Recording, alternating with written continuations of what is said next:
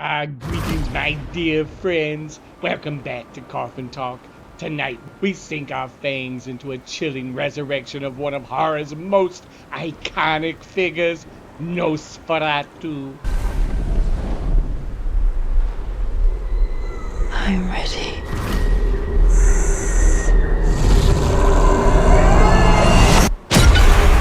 The new film has dared to reimagine the timeless 1922 classic, but does it live up to the unholy standards set by the original? So, let's jump in and find out, shall we?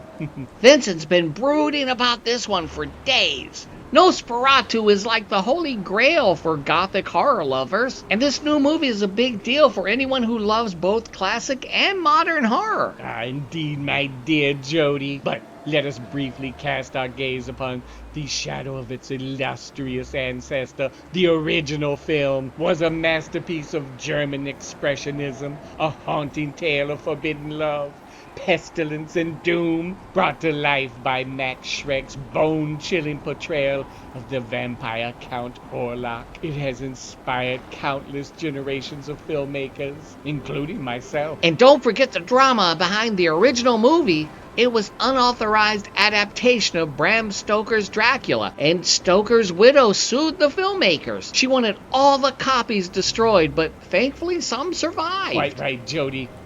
Without those precious remnants, we wouldn't have the cinematic terror that is Count Orlok, a gaunt rat-like figure lurking in the shadows. He was no romantic vampire with a dashing cape. No.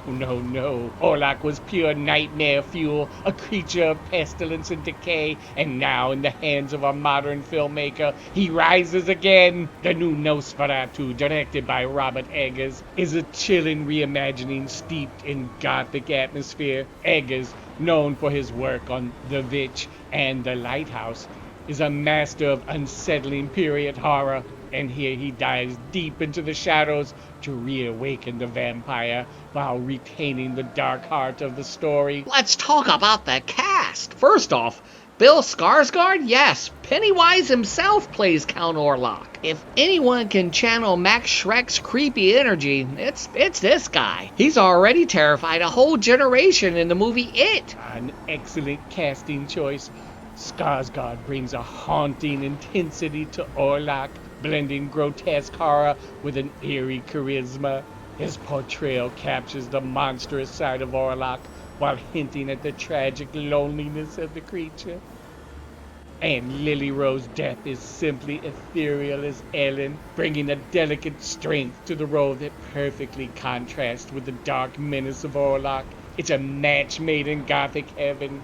And I would be remiss not to mention one Willem Dafoe, who also had his go as Count Orlok in what was that, the vampire thing with Orlok, and Nicolas Cage produced it, and the whole thing was the vampire was actually murdering everybody. It was a brilliant film. Jody, what's its name? He played Count Orlok in The Shadow of the Vampire.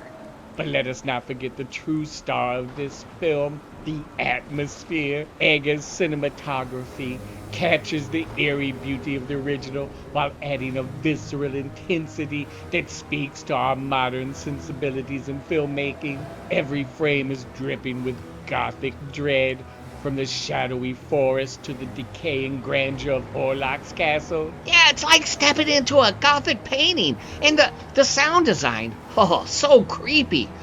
It's all an atmospheric vibe. So good. Precisely, Jody. The sound and visuals work in unison to create an immersive experience. But this is not simply a retelling of the original. Eggers has layered the story with deeper themes, exploring the psychological torment of the characters and the inescapable grip of fate.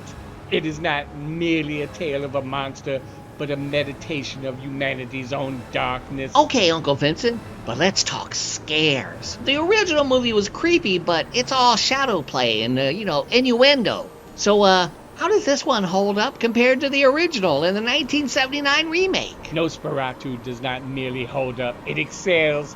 Skarsgård Orlok is a relentless predator, and the film is filled with moments of sheer terror. The scenes aboard the cursed ship with Orlok preying on the crew are masterfully done. And the use of shadows, silhouettes, and stark lighting harks back to the original while adding a modern edge. So, Uncle Vincent, where does this version rank in the pantheon of Nosferatu adaptations? Oh, what a fiendish question, Jody. The original is, of course, untouchable. A sacred artifact of horror cinema. Herzog's 1979 remake brought a melancholic beauty to the tale, with Klaus Kinski's Orlok exuding a haunting vulnerability. The new Nosferatu, however, stands proudly among them, a worthy successor that honors its predecessors while forging its own path. It is a love letter to the past, written in shadows and blood. Wow, okay, that was dramatic, even for you. But yeah, I think Eggers nailed it. It's creepy, it's beautiful, and it's got a killer cast. No, indeed, Jody. So, my ghoulish audience, if you wish to revel in the shadows and witness the resurrection of a true cinematic monster, seek out the new Nosferatu. Until next time, my fiendish friends, stay in the shadows and keep watching. Like, subscribe, tell your friends. I'll see you next time. Perhaps in the shadows.